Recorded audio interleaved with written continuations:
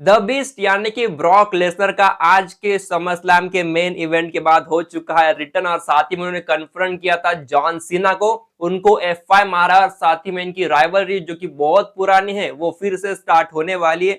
John Cena versus the beast यानी कि Brock Lesnar यहां से हो चुका है स्टार्ट। साथ ही में आज जॉन सीना को हराकर कोडी फिर से बन चुके चैंपियन, और क्योंकि चैंपियन बने हैं, कैसे बने हैं उसकी बात करूंगा, और क्योंकि उनको आज थोड़ा बू भी मिला है और क्यों मिला है वो भी लेके आएंगे। लेकिन बात कर ले आज का जो पहला किक ऑफ मैच था, रिया रिप्ली, आयोस्का एंड नियोमी का। यहाँ पे बेसिकली कहो तो नियोमी के एंट्रेंस के दौरान उनके फादर, उनके पिताजी आए थे जो कि गिटारिस्ट थे, वो आए थे और वो म्यूजिक बजा रहे थे नियोमी का। वो देखकर बढ़िया वैसे लगा, फील अच्छा दिया।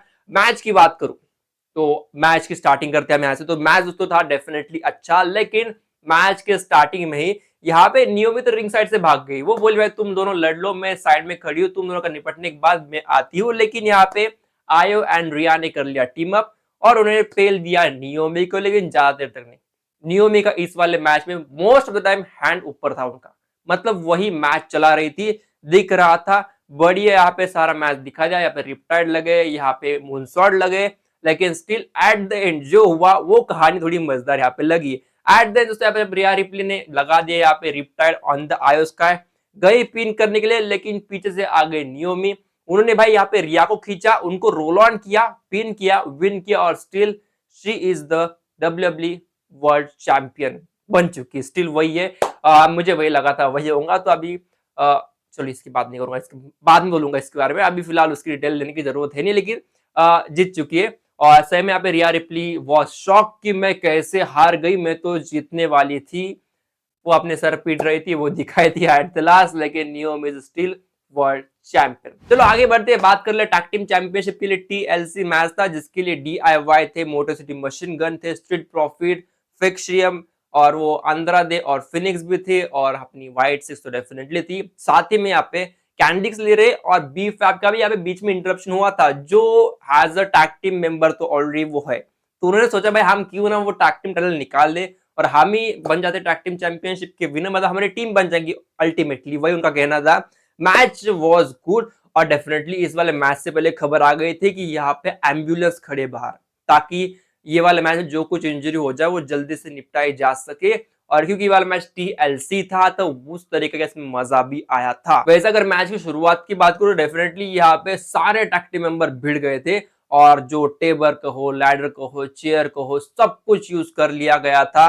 अब मैंने कितनी बार टेबल टूटते हुए देखा भाई, कितनी बार वो लैडर ऊपर से नीचे आते हुए देखा। वो एक मोमेंट बहुत बड़ा था जहां पे कैंडिस ले रहे वो टॉप ऑफ द लैडर से नीचे जो लैडर पड़ी हुई थी उसके ऊपर गिर गई थी। वो मोमेंट बहुत बेहतरीन लगा था, और वो फ्री डिजाइन नहीं था, वो सब एक शॉकिंग मोमेंट दिखाई दिया, और वहां पे बंदी लिटरली इंजर्ड हो गई थी। लेकिन अगर बात करूं at the end of the match, यहाँ पे स्टिल द विनर वही है, Wyatt Sicks are the still the tag team champions. और इस बात से मैं डेफिनेटली कहूंगा बहुत गलत डिसीजन लिया WWE की। दोस्तों हम जानते हैं व्हाइट सिक्स का अपीयरेंस, और वो तो छोड़ दो, अपीयरेंस एक साइड रख दो, लेकिन उनका माइक सेगमेंट तो आप कभी कराने वाले हो नहीं, वो तो वैसे बंदे भी नहीं कि जो माइक सेगमेंट करा पाए।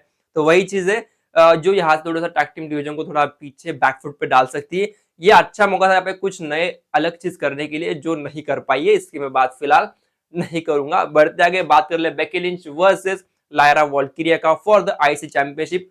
नो डिस्क्वालिफिकेशन मैच था, और मैच में केंडो स्टिक हो, या फिर वो स्टील बड़ा सा रॉड हो, चेयर हो, या पे स्टील स्टेप्स हो, और टेबल भी हो, सारा यूज कर लिया यहाँ पे, क्या कुछ नहीं बचा है। मैच वॉज लिटरली ऑसम, और वो चेन भी उसकी थी, स्टील चेन, वो भी हमने देखा आज। ओके, और जो था ना वो जिप टाइड उसमें बांध लिया था यहाँ पे लायरा वॉल्किरिया को बेकी लिंच ने। वो मोमेंट भी बहुत बेहतरीन लगा, बहुत शानदार था।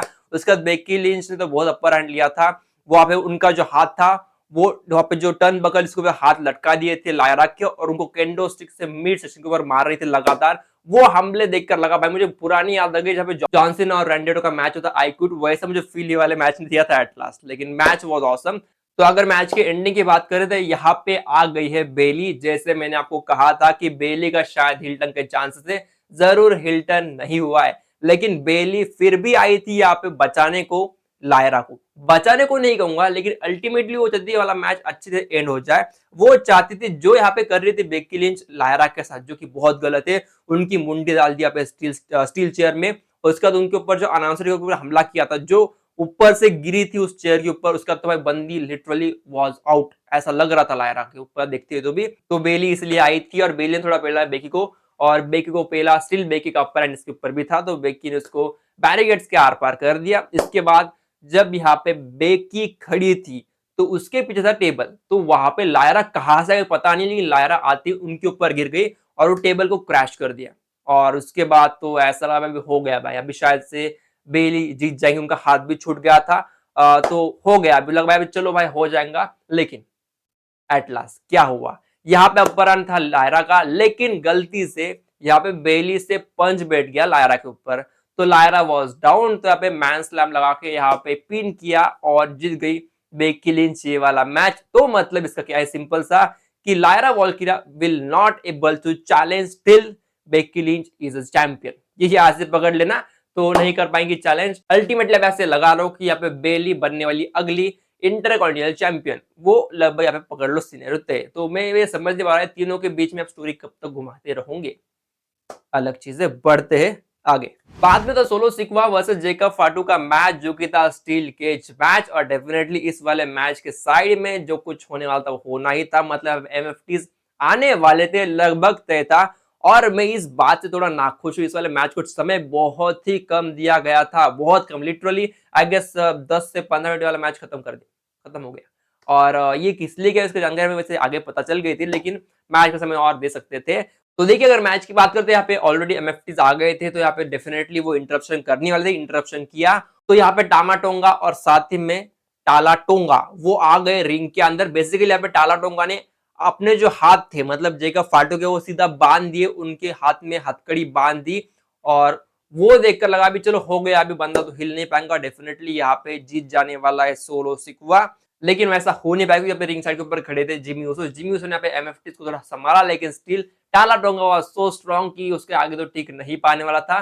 और एट द एंड कहो तो यहाँ पे जो दरवाजा पटक के मारा है यहाँ पे जेकब फाटू के सर के ऊपर, उसके बाद जेकब फाटू पीछे हट गए और सोलो सिक्वा रिंग के बाहर निकल गए, यानी कि he is still the US champion, वही दिखाई दिया। और यहाँ पे सोलो ने बाद में बोला भाई जेसी को भाई जा और उसको पेल दे। वो जा रहे थे रिंग के अंदर उनको मारने के लिए जेकब फाटू को, लेकिन यहाँ पे जिमी उसे उनको सुपर किक मार दी और उनको रिंग के अंदर फेंक दिया with the टामा tonga and Jacob फाटू, और जेकब फाटू ने पूरा इन दोनों को संभाल लिया और पेल दिया। एट देन यही दिखाई दिया है।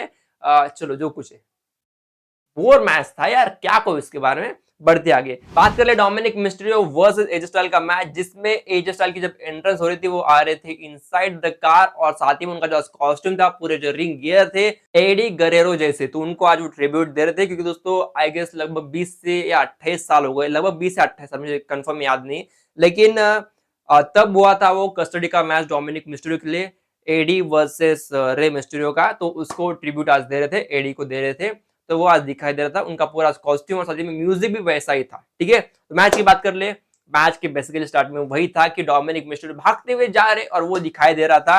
अगर बात करूं इस सारे झमेले में, तो मैं सीधा एंड के ऊपर आ रहा हूं। तो एंड दोस्तों बात करें यहाँ पे, तो डोमिनिक मिस्टीरियो ने चाल खेली। चलो मैच की बात कर लेते हैं। मैच के बीच में एक ऐसी चीज हो गई जो सही में एडी के जैसे थी। तो यहाँ पे मैच के बीच में एडी जैसा करते, मतलब स्टील चेयर दूसरे के हाथ में फेंक कर खुद इंजरी का नाटक करते, वैसा सेम किया था आज डोमिनिक ने, लेकिन उनको उल्टा चकमा देने के लिए एडी के जैसे उन्होंने स्टील चेयर अपने गले में पहन ली, ताकि वो भी खुद इंजर ऐसा बता पाए खुद को। तो वो एक मोमेंट ऐसा कंफ्यूजिंग रेफरी के लिए लगा था, लेकिन दैट वाज ऑसम, वो बहुत अच्छा था। और अगर एट द लास्ट कहूं तो यहाँ पे मैच के एंडिंग में डोमिनिक मिस्टर ने अपने जूते कर दिए ढीले, क्योंकि भाई वो जानते थे कि एजे स्टाइल उनको सबमिशन मूव लगाने वाले हैं, तो उन्होंने पहले जूता लूज कर दिया, और जब सबमिशन मूव लगाया एजे स्टाइल ने, तो वो जूता हाथ में आ गया एजे स्टाइल के, तो उसका जब रेफरी का ध्यान नहीं था, उसी जूते से हमला कर दिया एजे स्टाइल के ऊपर, टॉप रोप से एक बढ़िया सा हाई फ्लाइंग मूव लगाया, फिर बाद में पिन किया, और still he is a champion. और एजे स्टाइल रो रहे थे रिंग साइड के ऊपर, लेकिन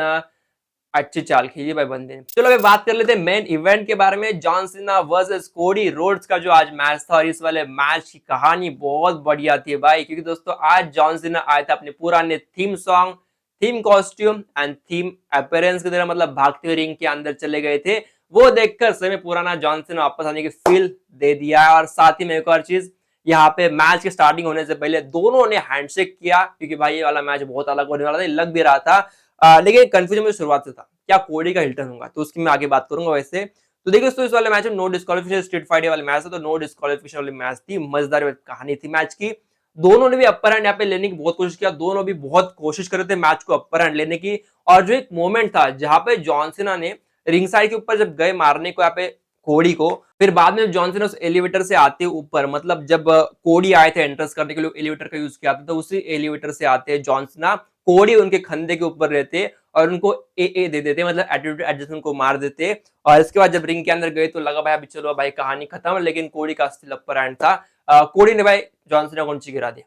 इसके बाद रिंग के अंदर बंदा अभी कंफ्यूज, क्या करूं मैं, इसको कैसा हराऊं, तो यहाँ पे कोडी ने एक ट्रिक यूज किया। कोडी ने टर्न बकल था उसको निकाल दिया। बंदा बोला भाई चलो अभी बहुत हो गया, बंदे को अभी पेलना पड़ेगा, आज बहुत हो गया अच्छा बनकर। अभी बंदे ने पेलने के लिए टर्न बकल को निकाला, एक्सपोज किया और वो हाथ में लेकर मारने की तैयारी शुरू की। तो लोगों ने लिटरली कोडी को थोड़ा बू किया इस मोमेंट पे। तो कोडी ने 2-3 बार हिट कर दिया टर्न बकल और वो देखने को डेफिनेटली अलग लगा, लेकिन स्टिल कोडी की इस टर्न बकल के मुंह के बावजूद भी जॉन सीना ने किक आउट किया। लेकिन फिर आखिर में कोडी ने एक सैल्यूट दिया जॉन सीना को और बाद में यहाँ पे क्रॉस रोड्स लगा के ये वाला मैच जीत लिया और बन गए नए WWE अनडिस्प्यूटेड चैंपियन। क्या कोई इस चीज के बारे में अलग चीज बनी है, लेकिन जो टर्नबकल का मुंह था वो देखकर डेफिनेटली लगा कि यहाँ पे जॉन सीना का सामने कोडी का हिल्टन होने वाला है। वो एट लास्ट दिखा नहीं, क्योंकि एट द एंड उन्होंने हैंडशेक किया, गले मिले, रोए भी दोनों। तो भाई आई वाज लिटरली शॉक कि ये क्या हो रहा है। शायद कोडी के हिल्टन की बातें अभी नहीं चलने वाली। आगे बढ़ते हैं दोस्तों, इसके बाद जो चीज है वो सबसे शॉकिंग थी, क्योंकि इसके बाद आ गए द बीस्ट ब्रॉक लेसनर का म्यूजिक हिट हो गया। बंदा आता है, एंट्री करता है, यहाँ पे जॉन सीना वाज शॉक्ड। इसके चेहरे से दिख भी रहा था, बंदे को ऐसा लगा भाई ये आने तो वाला नहीं था। तो यहाँ पे ब्रॉक लेसनर आते रिंग साइड के ऊपर खड़े थे और फिर से भागते हुए अपने हैट नीचे किया और भागते हुए रिंग साइड के अंदर चले गए। रिंग के अंदर गए, रिंग के अंदर जाने के बाद उन्होंने लगा दिया F5 जॉन सीना को और फिर बाद में चले गए। बस हो गया, इतना ही सीन था। लेकिन इतना सब कुछ देखने के बाद तो वही लगा कि जो पुरानी राइवलरी थी दोनों के बीच में, मुझे अभी भी वो एक मैच याद आता है जहां पे John Cena versus Brock Lesnar थे। वो I guess no disqualification match था। जो पिन किया था जॉन सीना ने उस स्टील स्टेप के ऊपर, मुझे स्टिल याद है वो चीज। मजेदार वो मैच था, मुझे आई डोंट नो कौन से साल का था, लेकिन बेहतर मैच था। फिलहाल दोस्तों को तो फिलहाल वीडियो में रोकता हूँ। बेहतरीन आज का था पूरा समरस्लैम का नाइट। अगर हम ब्रॉक लेसनर को पकड़ते नहीं है आज के समरस्लैम में, तो शायद आज का सबसे घटिया समरस्लैम होता सही में।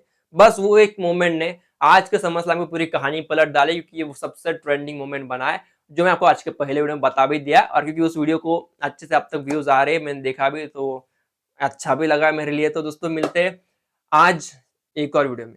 आज एक और वीडियो इसलिए आने वाली दोस्तों, क्योंकि मेरा बहुत बड़ी अपडेट है रोमन की, ट्रिपल एच ने क्या कहा है और बहुत सारी चीजें हम इधर डिस्कस करने वाले। और क्या हमें वो एक और चीज दिखने को मिलेगी, Brock Lesnar versus Cody Rhodes for the championship, क्या चीजें बताएंगे डेफिनेटली इसके ऊपर आएंगे हम।